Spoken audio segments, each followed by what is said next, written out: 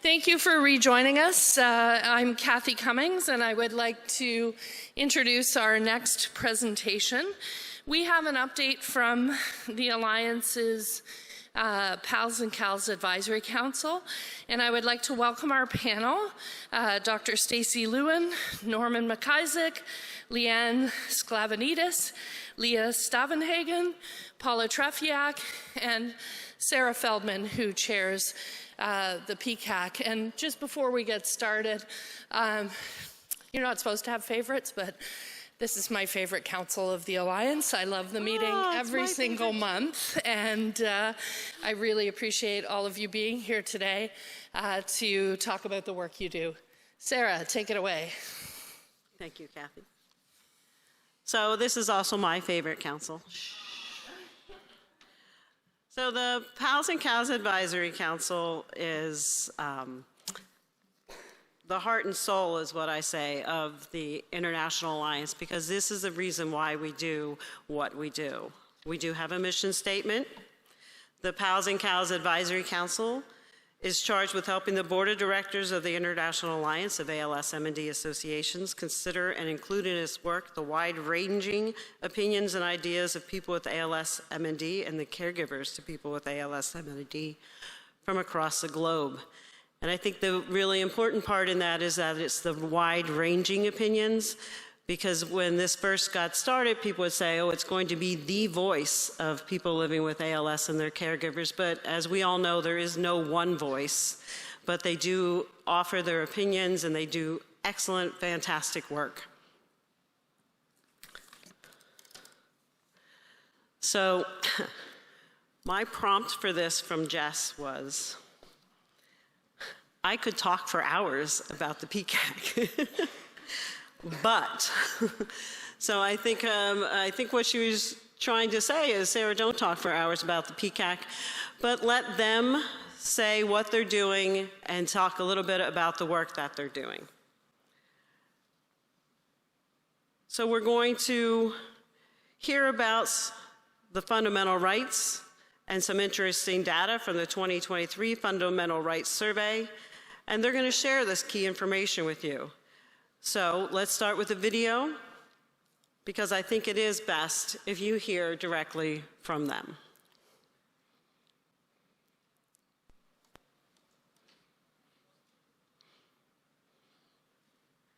Did you know that the PCAC gives advice to industry collaborators, and that we also participate in advisory boards globally representing people with lived experience in ALS-MND? Were you aware that the PCAC are the caretakers of the fundamental rights for people living with ALS-MND and their caregivers?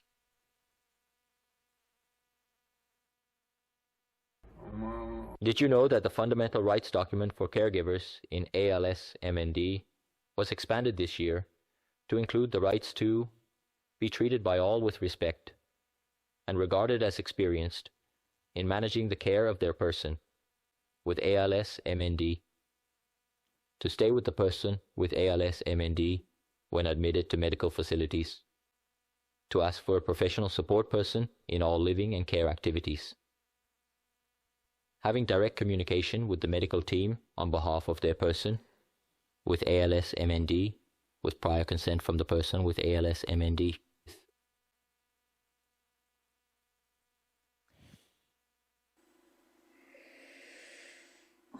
Did you know that globally there's a lack of awareness about the importance of voice preservation for people with ALS-MND? Did you know we are already working on the 2025 Global Fundamental Rights Survey, which will be open in September and October 2025. When the time comes, please help us disseminate so we can double the responses from 2023.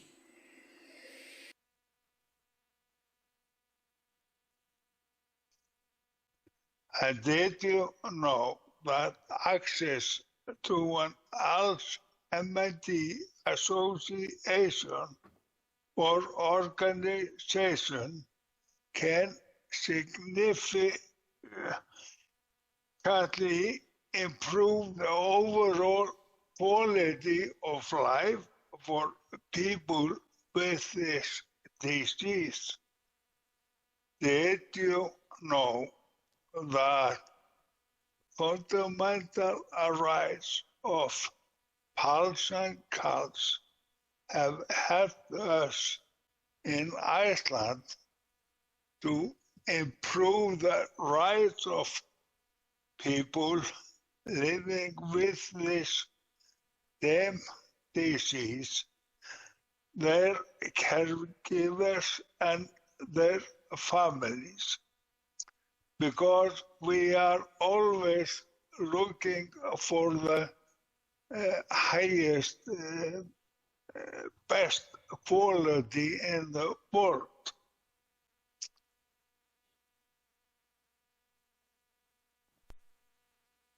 Did you know that our 2023 Wait.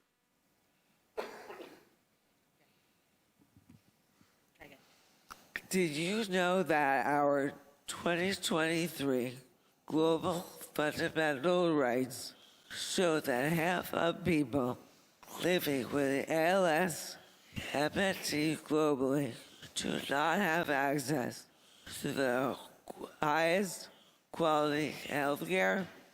And did you know that the fundamental rights documents are reviewed and updated by the PCAC annually? Did you know that English speakers and those in the global north have greater access to specialized ALS-MND care, including multidisciplinary clinics? And that caregivers in the global south have experienced much greater economic hardship as a result of ALS and MND than those in the global north. The PALS and CALS Advisory Council and the Alliance support the Convention on the Rights of Persons with Disabilities is brought forward by the United Nations. The Convention supports the global promotion and protection of all human rights and fundamental freedoms for all people with disabilities, including those living with ALS-MND.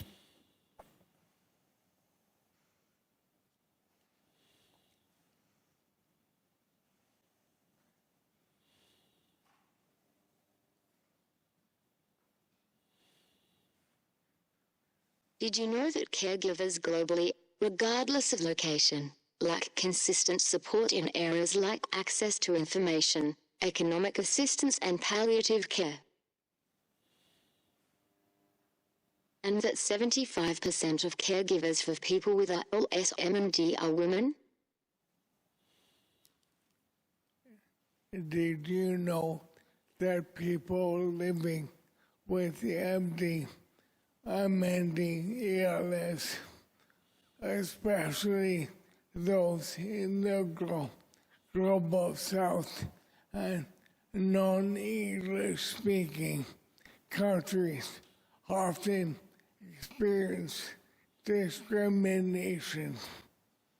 Did you know that over 80% of people with ALS and MND have experienced economic hardship due to their illness?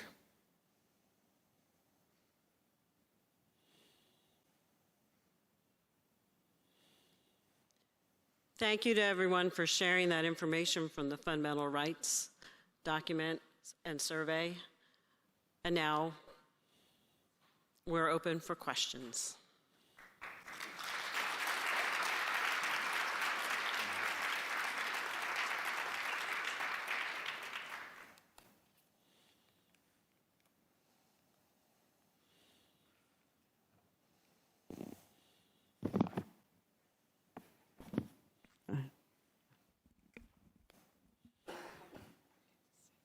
one of the people said that the next survey is going to be open at the end of 2025. So how is that going to be communicated, and how do those of us in the community participate and spread the word about it? Well, it will certainly be communicated through the International Alliance. They send out the link, and then we ask that every association affiliated with the International Alliance share it with their members.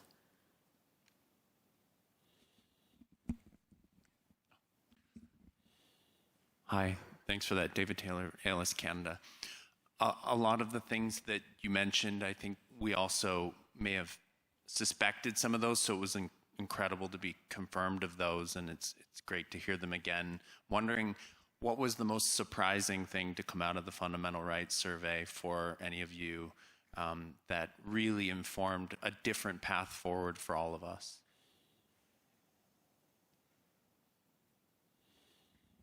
We discussed this in our meeting, so I know they have answers.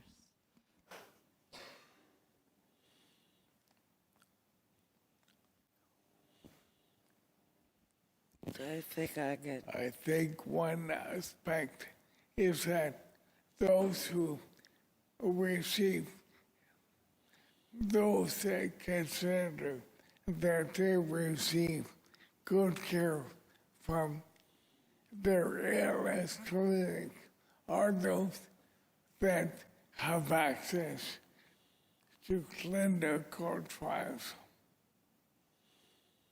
And I was also surprised by the fact that the main language in which the survey was done was Spanish, and zero people did it in French.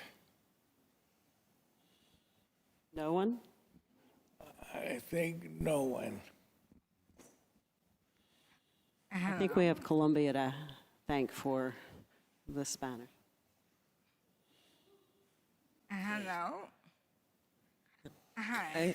I think for me, the actual disparity globally between access of care, even though I do it, was shocking. And that we discussed fully that there needs to be more collaboration. That word came up over and over again to help spread equality and access throughout the world.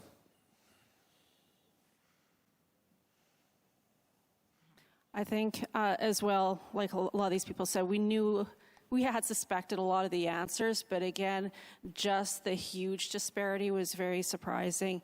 And I mean, a lot of people also, didn't know where to go either to get supports. And I think that's also something that's really concerning. Hello. Hi. I'm Himangi from India.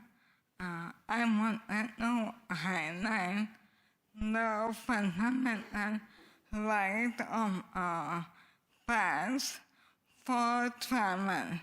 So we have the right to travel with dignity. So I travel a lot, and whenever I travel by flight, I realize how we all have so many challenges when we travel long distance, even coming on a meeting. So in her 9 years, first time in her flight, I realized that the washroom in the flight can be made wheelchair accessible. This information was never given to me in all these 9 years. So I think if we can educate everyone that even in the flight, the washroom in her center which is the button, the partition, and make slide that, and the water, and make me like we can go with the patient in the washroom, and that is a bigger solution on our challenge. I think maybe and add the right to travel in our fundamental way. Thank you. I am going to help here to help with a question. So we're running out of time, but I think in a nutshell is what are our plans with regards to the challenges that people have with travel? And Himanji explained a little bit more about sort of the challenges that she has had to do with all the travel she does. So what potentially, are the plans around the right to be able to move and the PCAC? So certainly the travel issue has come up multiple times. There has been some work being done through the International Alliance and with the PCAC. I don't know if, I'm sorry, I don't know if travel was on the fundamental rights survey. Travel is not on the fundamental rights, but we consider it to be part of the quality of life. So people living with ALS have the right to the highest quality of life, and that includes the ability to travel, enjoy culture, sport, whatever art, music that they want to do, communicate. There's many, many things that are rolled up in improved quality of life, and travel is one of them. So Sarah's right, there isn't a specific right about travel, but it is encapsulated in the quality of life. And Jess, I know we don't have a ton of time, but I'd love to hear, because we have some pretty seasoned travelers here with us in the room, and Leanne came all the way from Australia, and Leah spends half of her year in France and half of her year in the United States, and everybody who's here in the room has traveled, and I believe part of Himanji's question said it's not just about travel, it's about travel with dignity. So if anybody wants to address it quickly, I would love to hear your thoughts. I could say quickly that there are a lot of things that need to be done to make travel more accessible. I think many with ALS have the experience of attempting to travel by plane. And for example, as ALS progresses, the upper body isn't able to hold itself up. Yet to get on a plane, they just have these little aisle chairs with absolutely no head support. So for me, I'm very fortunate that I have a strong husband who carries me to my seat. But that's not doable for everyone because I'm only 110 pounds. So there's major space for improvement. I know there are talks, but I do hope that that comes quickly for our community. I think I would like to challenge a lot of the ALS organizations within the room, to help, get the patient advocates like ourselves involved and to work with us to approach these, all these different airlines and talk about them with our struggles and how we can change that. Because it's only when they hear about our struggles that they actually do change, the way things are done and, listen to what our needs are. I would like to see MND ALS Association helping travelers with ALS MND worldwide.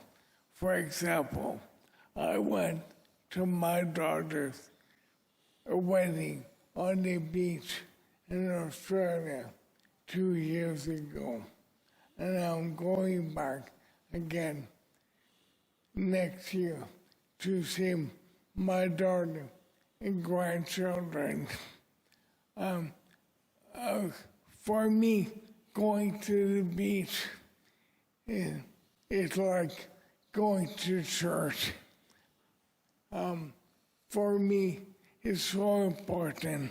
And my wife, my daughter, made a contact in Australia to borrow his beach wheelchair to walk walk my daughter down the aisle. And I would like for us to make available equipment, mobility equipment that adapted to each country, fully enjoy the country we visit. So in Australia, for example, there would mean a beach wheelchair would be available to people with MND from outside. And maybe also making available information. For example, if you go to Gatineau, to the park, you can rent, you can borrow a wheelchair that goes in the forest. So I would like to see us increase their services to travelers. Thank you. Real quick. Real quick, speaking as a husband, carer, all that good stuff, travel companion, luggage person. We've done several trips to the United States throughout her progression. We've done Europe. We travel every month. The thing that I have to say, and I'm sure Leanne will agree with me, or I'll find out later she doesn't, that we have the awesome care team. Not everybody has as awesome care team as us, but we have people that help us, airlines that are unbelievably gracious to us. So preparation, having a compliant wife like I do, we have a manual she wrote a manual that's about 47 pages that we know what to do every step of the way. And it's just preparation. And to address what Norman said about, having access to things, you got to push. We pushed for beach wheelchairs because she's a beach babe, and we got the beach wheelchair. Before we had the beach wheelchair, we pushed to get access to one, and just keep pushing, because until people know, they don't know. And when they find out, and when they see Leanne, then they know. So, yeah, just preparation. And I got lucky. I married a compliant woman. I'm not a compliant person. So I know what to do on this trip, though. Thank you so much. Honestly, I wish we had all day to listen to this panel, but Jess has told me I have to give the hook, and we have to move to the next section. We do need about 5 minutes to reorganize the room a bit, but we don't want you to go out and get coffee or anything. We want you to just talk amongst yourselves at the tables, and then Richard Robitaille will take us into the next section of the meeting. So just chat amongst yourselves for a couple of minutes while we reorient the lights and the stage and so on. Thank you. Huge round of applause for our PCAC, please.